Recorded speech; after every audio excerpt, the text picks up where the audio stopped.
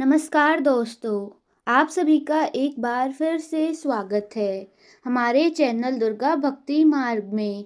आज मैं आप सभी को सुनाऊंगी मार्गशीर्ष माह में नित्य नियम से सुनी जाने वाली धर्मराज जी की कहानी। एक समय की बात है, किसी छोटे से गांव में एक बहुत ही प्रतिभाशाली चित्रकार रहा करता था। उसका नाम था माधव।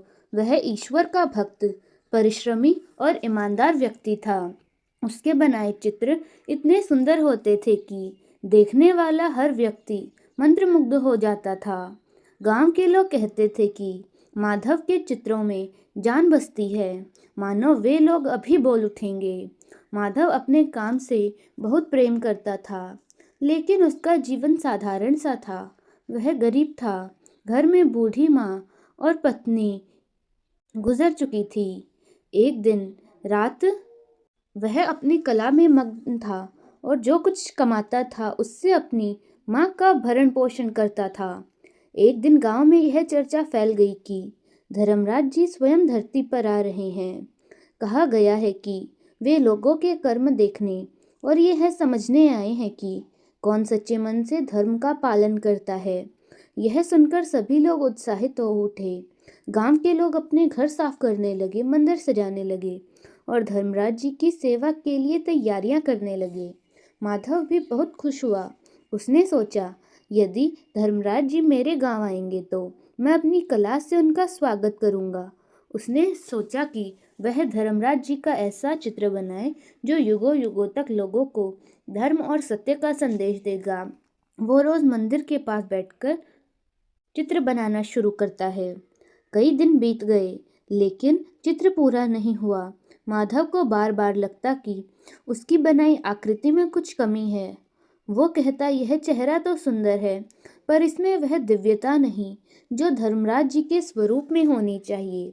गांव के लोग उसे समझाने लगे कि हे माधव, तुम इतना परिश्रम क्यों कर रहे हो? जो बन गया है वही पर्याप्त है। पर माधव ने उत्तर दिया, नहीं, यह धर्मराज जी का चित्र है, इसमें कोई भी कमी नहीं रहनी चाहिए। धीरे धीरे दिन बीतते गए।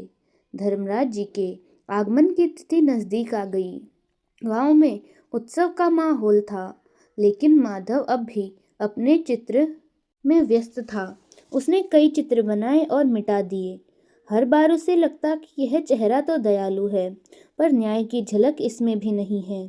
कभी सोचता, यह न्यायप्रिय है, पर करुणा नहीं झलकती। उसी रात जब वह थका बैठा हुआ था, अचानक उसकी आंख लग गई। उसने स्वप्न में एक ऐसा तेजस्वी पुरुष उसके सामने खड़ा देखा। उनके शरीर से दिव्य प्रकाश निकल रहा था। आंखों में गहराई और चेहरे पर शांत मुस्कान थी। उन्होंने कहा, माधव, तुम क्या ढूंढ रहे हो? माधव ने हाथ जोड़कर कहा, प्रभु, मैं धर्मराज जी का चित्र बनाना चाहता हूँ, पर मुझे समझ नहीं आता कि धर्म का सच्चा चेहरा कैसा होता है। कभी लगता है धर्म कठोर है, कभी लगता है कोमल है, कभी लगता है न्याय है, कभी दयालु। मैं सच्चाई पकड़ नहीं पा रहा। धर्मराज जी मुस्कुराए और बोले, धर्म का चेहरा एक नहीं होता माधव।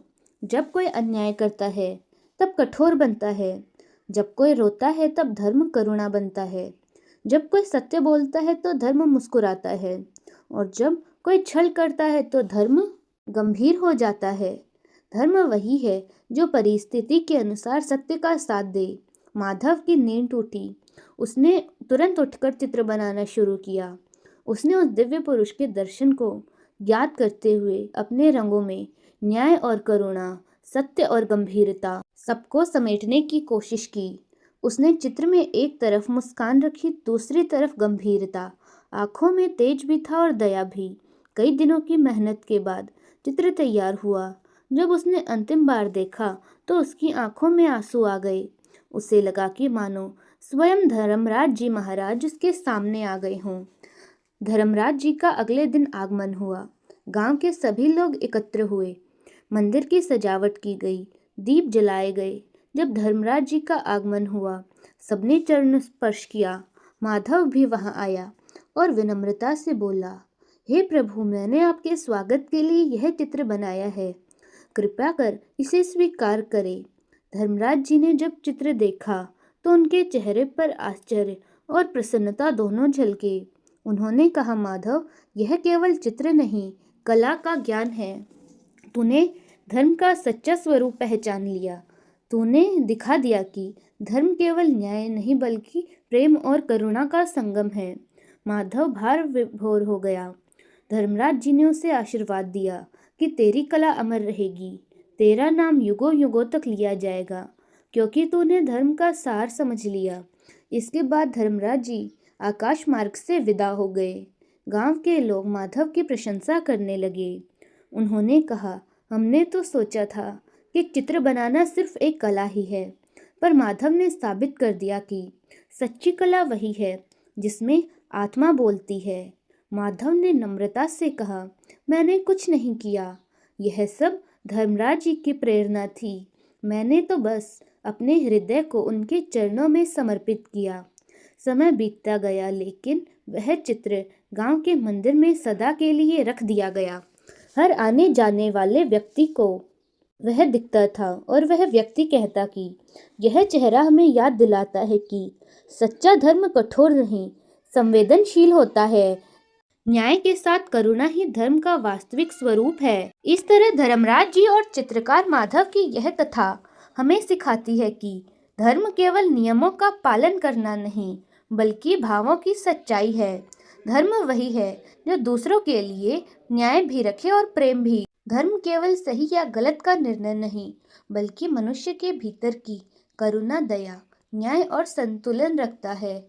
जब हम अपने कर्मों में सत्य और संवेदना रखते हैं, तब हम सच्चे अर्थों में धर्म के मार्ग पर चलते हैं। तो हमें हमेशा धर्म का पालन करना चाहिए और सच्चाई से आगे की ओर बढ़ना चाहिए। तो प्रेम से बोलिए, धर्मराज जी महाराज की जय हो। इस कहानी से हमें यह शिक्षा मिलती है कि हमें कभी भी धर्म को कठोर या गंभीर नहीं समझना चाहिए। सदैव अपने अच्छे कर्म करते रहना चाहिए, जिससे निरंतर धर्म में करुणा और प्रेम रहता है। तो दोस्तों, कैसी लगी आपको हमारी आज की यह कहानी? कमेंट्स में ज़रूर बताएं। धन्यवाद।